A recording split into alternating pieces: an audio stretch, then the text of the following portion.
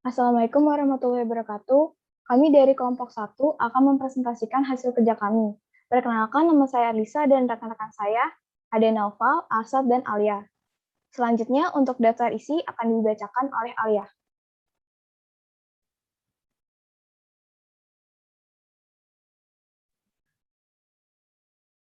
Jadi di bab 10 ini kita akan mempelajari sejarah awal persinyalan kereta api, prinsip persinyalan modern, sirkuit lintasan, operasi titik, penguncian dan deteksi, saling mengunci, headways minimum, sinyal rumah dan sinyal jauh, sinyal subsidiary, sinyal sekunder, sinyal lampu aspek 2 warna, sinyal warna 3 aspek, pensinyalan cahaya warna 4 aspek, pensinyalan berbasis transmisi, bukti keamanan dan standar keselamatan, perlindungan terhadap sinyal kereta api yang lewat dalam bahaya, perlindungan sinyal di persimpangan level.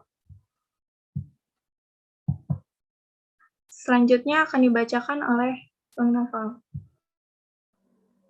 Sejarah awal persinyalan kereta api. Setiap perusahaan kereta api memperkerjakan orang-orang yang disebut polisi, yang ditempatkan di stasiun, persimpangan, dan tempat-tempat penting lainnya seperti perlintasan sebidang untuk mengontrol jalannya kereta api. Awalnya mereka memberi isyarat kepada pengemudi menggunakan sinyal tangan. Pertengahan abad 19, banyak perusahaan kereta api telah mengembangkan beberapa bentuk sinyal tetap untuk menggantikan sinyal tangan dan beberapa pengelompokan sinyal dan tuas. Pada tahun 1860, instalasi pertama di mana tuas saling bertautan sehingga sinyal tidak dapat dihapus sampai titik-titik diatur dengan benar mulai digunakan. Prinsip interlocking ini tetap ada pada perkeretaapian sampai saat itu dan merupakan dasar bagi keamanan sistem persinyalan dan kontrol kereta api.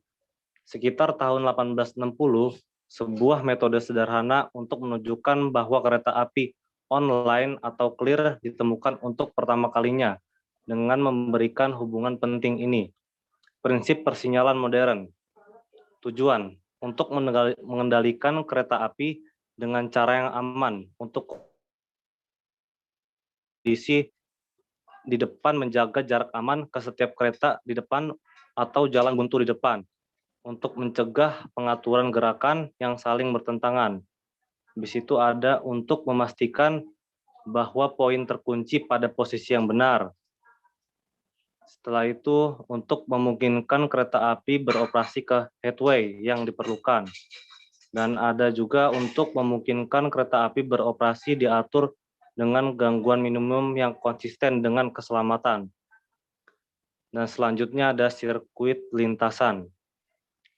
Cara paling sederhana dan efektif untuk mendeteksi bahwa tidak ada kereta api pada panjang lintasan tertentu adalah dengan menggunakan rangkaian lintasan yang ditunjukkan dalam bentuk diagram pada gambar sebelumnya. Dalam pengaturan sederhana ini, arus mengalir dari baterai ke relay melalui rel dan lampu hijau dioperasikan dari relay. Ketika kereta yang mendekat mencapai bagian tersebut, gandar mengalami korsleting arus dari relay yang kemudian turun dan lampu hijau padam dan lampu merah menyala dari kontak relay. Ini adalah pengaturan fail safe, seolah-olah baterai habis, rel putus atau kontak menjadi longgar, dan lain-lain. Hasilnya lampu hijau padam dan lampu merah menyala. Dan selanjutnya ada operasi titik, penguncian, dan deteksi. Pergerakan di atas titik dan penyeberangan adalah yang paling berbahaya, dan oleh karena itu, peralatan titik membutuhkan pengamanan yang paling terintegrasi. Potensi bahaya terhadap pengoperasian yang aman dari titik-titik timbul dari kemungkinan bahwa titik-titik tersebut akan disetel ke arah yang salah atau akan terbuka selama perjalanan kereta api. Untuk mencegah titik terbuka, mereka dikunci dalam posisi untuk gerakan menghadap dan untuk memastikan bahwa kereta tidak diizinkan untuk melewatinya sampai mereka aman. mereka terdeteksi berada di posisi yang benar, sepenuhnya dan terkunci. Selanjutnya akan dilanjutkan oleh teman saya.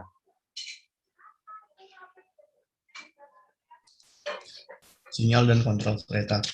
Penguncian ditahan sampai terbukti bahwa tidak ada kereta api yang melewati titik-titik melalui sirkuit lintasan dan diterapkan sejak saat kereta api mendekat dalam pengeremnya dari ujung kaki titik-titik tersebut.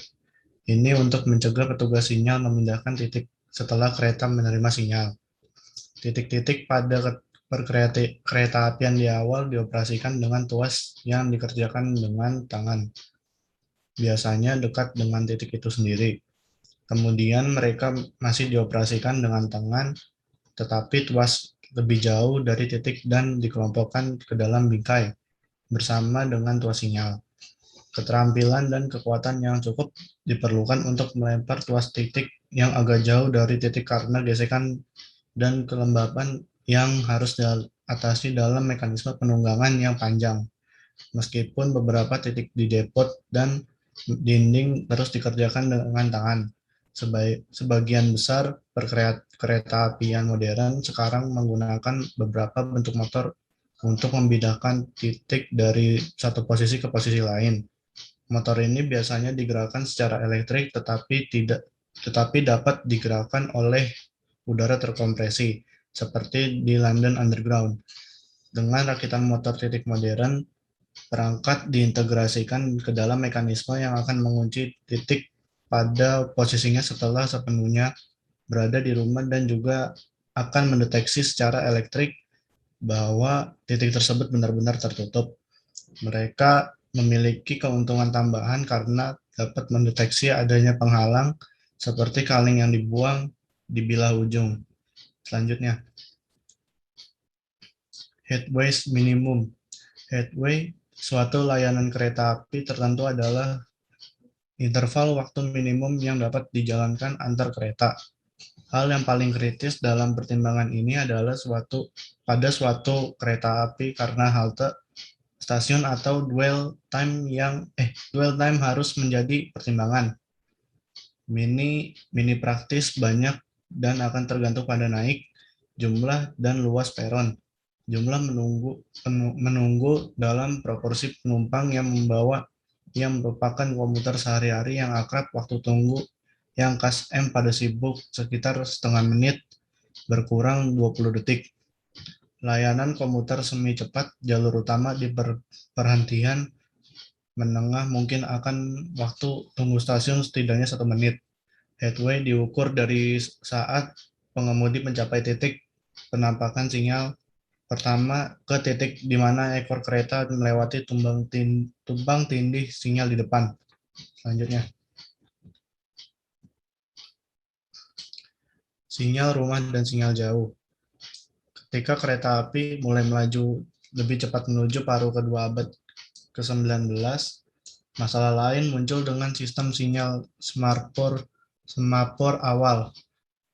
Hal ini terkait dengan jarak di depan sehingga pengemudi mesin diharapkan melihat sinyal yang sedang dalam bahaya. Di kereta api yang melaju dengan kecepatan katakanlah 40 mil per jam, seorang pengemudi harus bereaksi cukup cepat untuk menghentikan keretanya pada sinyal bahaya, bahkan jika ada bisa melihat sinyal itu setengah mil jauhnya.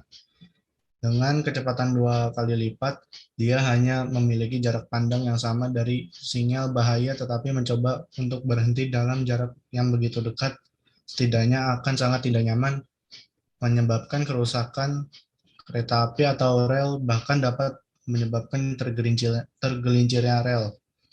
Oleh karena itu, maka untuk memberikan peringatan dini terhadap sinyal-sinyal dalam bahaya, semua sinyal digolongkan sebagai rumah atau jauh.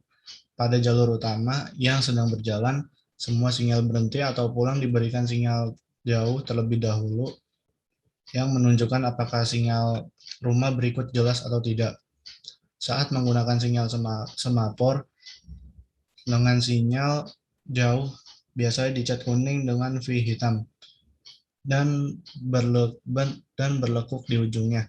Sinyal jauh memiliki lensa hijau dan kuning dan hanya dapat dilewati dengan hati-hati. Pengemudi siap untuk berhenti pada sinyal berikut. Sinyal stop atau home biasanya memiliki lengan dicat merah dengan pita putih dan ujung persegi. Lensanya selalu merah dan hijau saja. Sinyal jauh ditempatkan sekitar 34 mil di depan sinyal berhenti diterapkan. Jaraknya tergantung pada gradien dan kecepatan jalur maksimum yang diizinkan. Mendekati persimpangan, sinyal rumah kembar dan sinyal jauh disediakan, dengan demikian dapat memperingatkan pengemudi jalur mana yang jelas. Sangat sering jauh akan berbagi pos yang sama dengan sinyal stop sebelumnya. Selanjutnya, sinyal subsidiary. Sinyal tambahan digunakan untuk mengontrol syuting kecepatan rendah dan gerakan non-berjalan lainnya, baik di jalur utama maupun halaman. Sinyal ini biasanya kecil dan di permukaan tanah dan dapat memungkinkan gerakan syuting. Sinyal sekunder. Sinyal sekunder digunakan untuk mengontrol kecepatan rendah perpindahan ke rel lain antara dalam beberapa meter dan tidak ada perpindahan atas garis utama. Sinyal ini biasanya kecil dan berada di permukaan tanah dan dapat menerima perpindahan di atas jalur utama. Sinyal panggilan untuk menghubungkan lokomotif ke kereta api yang mengembalikan arah semula, di mana sinyal akan sulit untuk dilihat karena penghalang atau lekukan tajam. Asal pengulang sinyal dapat melewati kesulitan. Lanjutnya,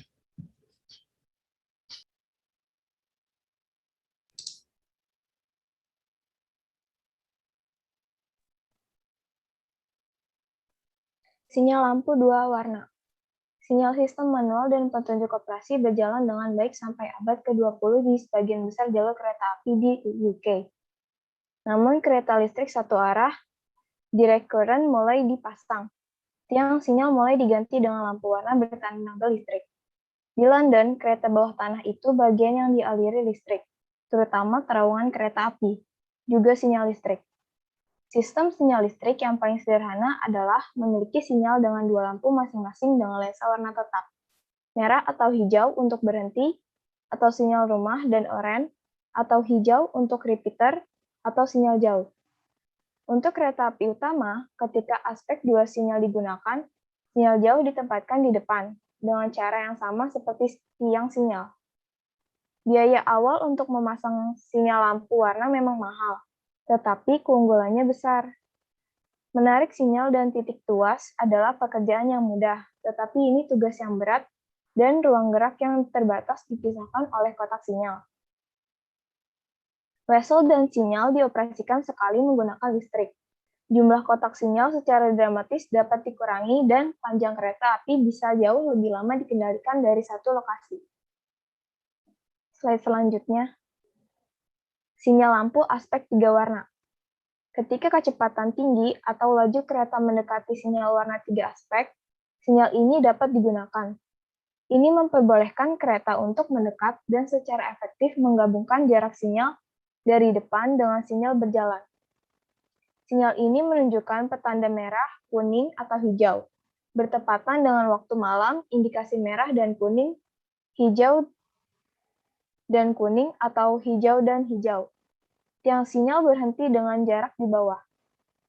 Dalam sinyal lampu warna, istilah jauh dan sinyal rumah tidak lagi berlaku, karena setiap sinyal memiliki fungsi ganda ini, tergantung di mana kereta berada pada waktu tertentu.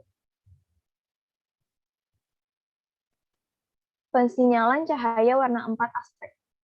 Sejak pertengahan abad ke-20, sebagian besar instalasi sinyal baru pada kereta api berkecepatan tinggi di Inggris telah memiliki 4 sinyal aspek. Pensinyalan cahaya warna 4 aspek memungkinkan kereta pada kecepatan yang lebih tinggi untuk memperlambat lebih awal. Dan dari sini dapat lebih dekat ke kereta depan dengan cara yang terkendali. Membaca dari atas ke bawah, 4 aspek ini adalah kuning, hijau, dan merah. Kelebihan dan Kelebihan dengan memiliki warna merah dapat ditempatkan setinggi mata pengemudi dan tidak ada penutup lensa di bawahnya yang dapat membuat tumpukan salju dan menghilangkan cahaya.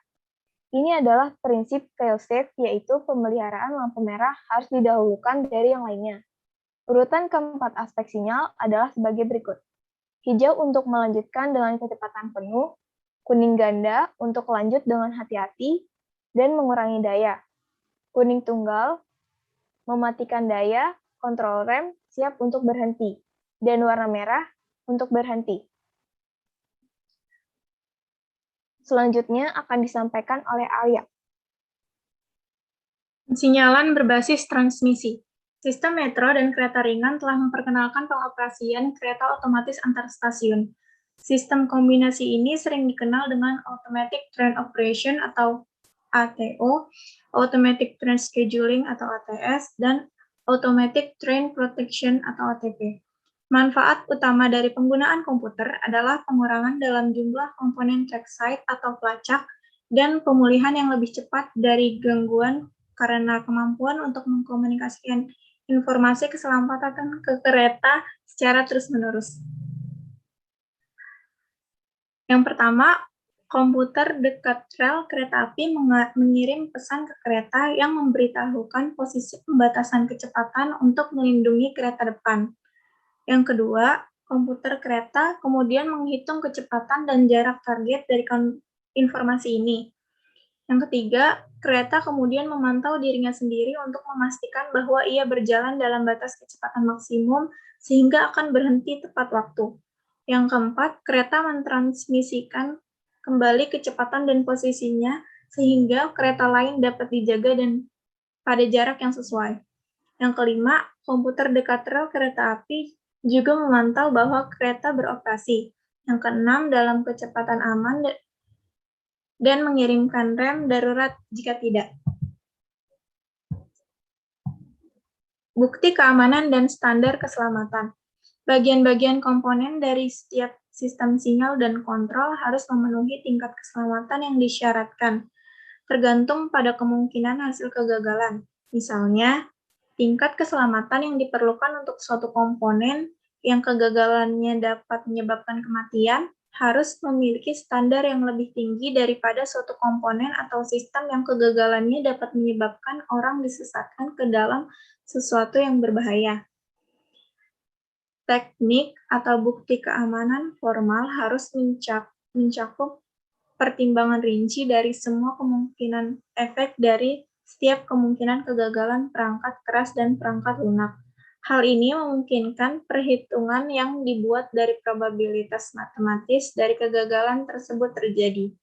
Selain itu, pertimbangan perlu diberikan untuk memungkinkan tindakan yang dapat diambil ketika insiden turun terjadi. Ini akan menyoroti kemungkinan kelemahan dan memungkinkan langkah-langkah diperkenalkan untuk mencegah hal-hal yang mengarah pada bahaya yang tidak dapat diterima. Selanjutnya, perlindungan terhadap sinyal kereta api yang lewat dalam bahaya. Beberapa tahun terakhir, sistem perkereta apian telah mengadopsi perangkat mekanik atau listrik yang mendeteksi kereta api yang melewati sinyal bahaya, menyembunyikan alarm di kabin pengemudi, dan menghentikan kereta pada tingkat perlambatan yang aman. Secara mekanis, menerapkan rem pada kereta jika melewati sinyal merah. Namun, penerapan rem secara tiba-tiba pada kereta jalur utama dengan kecepatan penuh dapat menyebabkan ketidaknyamanan penumpang dan bahkan tergelincir. Oleh karena itu, setiap pengereman harus sangat dikontrol agar aman tetapi efektif. Selanjutnya, perlindungan sinyal di persimpangan level. Ada banyak perlintasan sebidang yang ada pada sistem perkeretaapian yang lebih tua dan teknisi, dan operator perkeretaapian lokal perlu menjaga situasi ini seaman mungkin sampai sarana perlintasan yang lebih baik dapat diadopsi. Situasi ini agak diperburuk di banyak lokasi dengan dihilangkannya gerbang tua yang dioperasikan secara manual. Dalam kasus seperti itu, perlu ada lampu yang berkedip dan gerbang yang diturunkan secara otomatis yang dipicu oleh pendekatan kereta di kedua arah. Hal ini harus dibarengi dengan koneksi cepat telepon atau radio dengan kotak sinyal atau kontrol terdekat agar pengemudi kendaraan jalan dapat melakukan kontak jika terjadi keadaan darurat jalan di atau dekat persimpangan. Terima kasih. Apakah ada pertanyaan?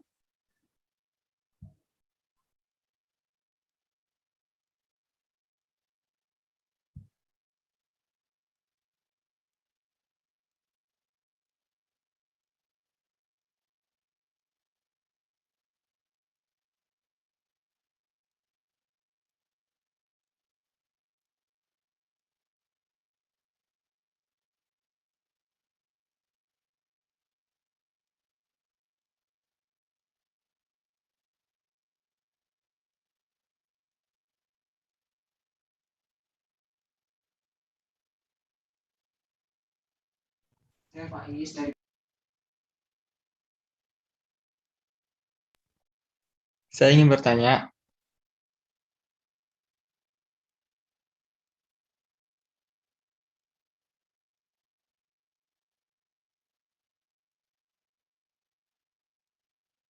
Iya, boleh.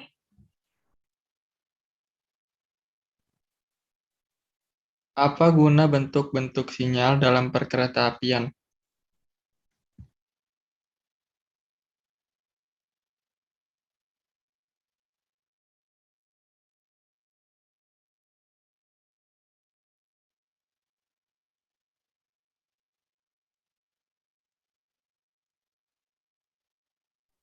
Baik, saya Arlisa akan menjawab pertanyaan dari Faiz. Gunanya untuk mengontrol pergerakan dan kecepatan kereta api agar meningkatnya keamanan dari insiden tabrakan.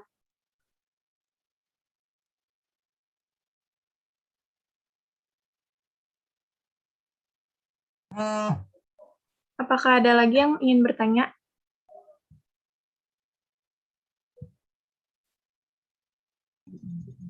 Saya ingin bertanya. Halo? Iya, boleh. Nah, apa saja subdasar sistem persinyalan kereta api?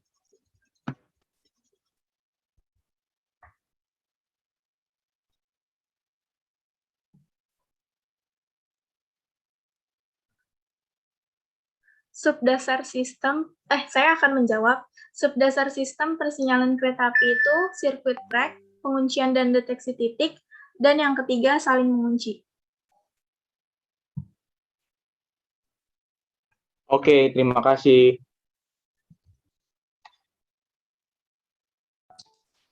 Sekian dari kelompok kami, kurang lebih mohon maaf.